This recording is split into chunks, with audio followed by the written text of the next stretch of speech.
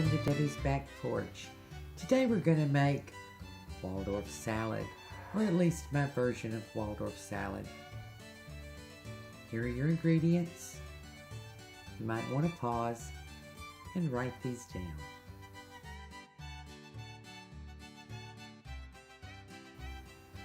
To make a great salad, you've got to start with a great dressing.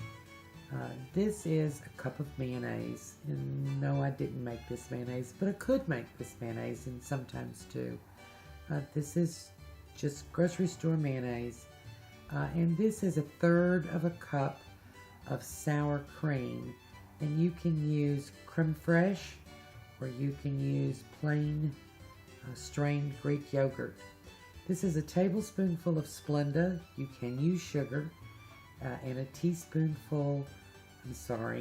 quarter teaspoonful of salt. And this is the strained juice of half a lemon. So all we have to do now is just mix this up well.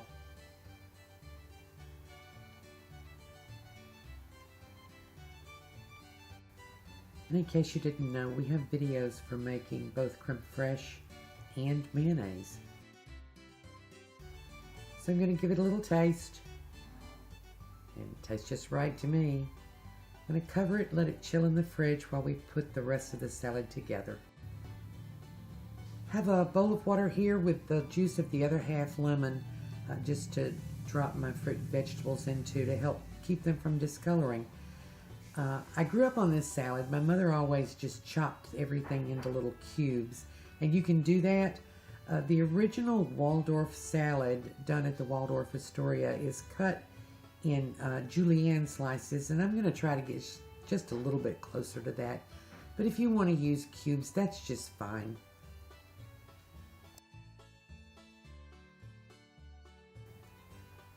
So I have 3 apples, peel still on, just washed them. And of course, you know, the fruit here is all optional, the quantities.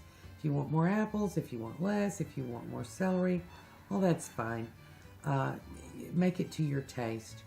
So just cut these in quarters, and I'll show you how I core them.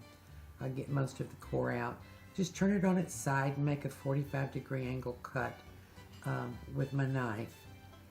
And then I'm going to slice these fairly thin. You know, once again, if you want to, you can certainly make it in cubes. And I have to say, the cubes are a little bit easier at eating time, but the little slices I think are kind of pretty, and you get pretty good distribution of the dressing.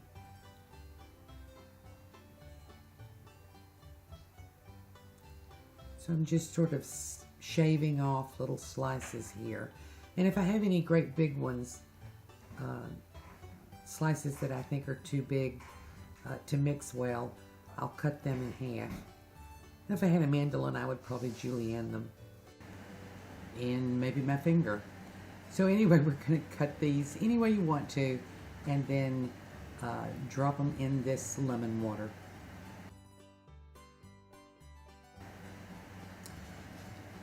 So then I have a big handful, I guess, half cup, I'm not sure exactly how much, up to you, of seedless white grapes. And I'm going to cut these in little chunks, 1/3 or 1/4. You can be uniform if you want to, doesn't matter. I have seen folks use raisins in this, but I really don't like raisins in this, but you use whatever you like. Anyway, we're going to chop these up a little bit and drop them in.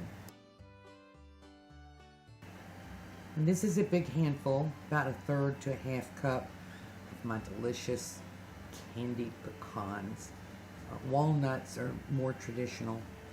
I love pecans. It doesn't matter either way. And I have a video on how to make these candied nuts without breaking the carb bank. So don't drop the nuts in the lemon water. We're going to start adding everything directly to the nuts. You don't want to wash the sweetness off. So I put a little bit of the fruit in with the nuts, and I'm adding my dressing, which has been sitting in the refrigerator.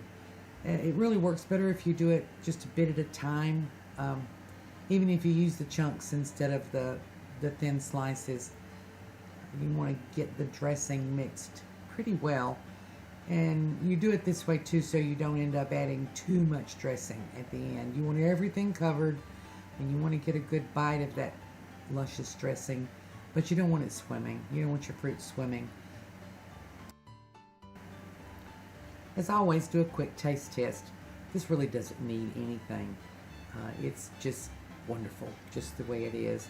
We're going to refrigerate it. You can make it the night before for a luncheon. Because of the lemon juice in the dressing and in the soak, it's going to keep really well without discoloring. Let's plate it up. This is one of those salads that if you dress it up, you can take it anywhere. It's pretty with cubes. I like the little slices. Probably easier to eat with cubes. You know, the original recipe from the Waldorf Astoria uses celery root instead of celery, but I grew up on celery and I like it that way. Hope you give this a shot. Pretty easy to make, pretty impressive to show. A great summertime salad, a great fall salad when apples are in the season. So thank you for joining us on Debbie's Back Porch. Hope to see you again tomorrow.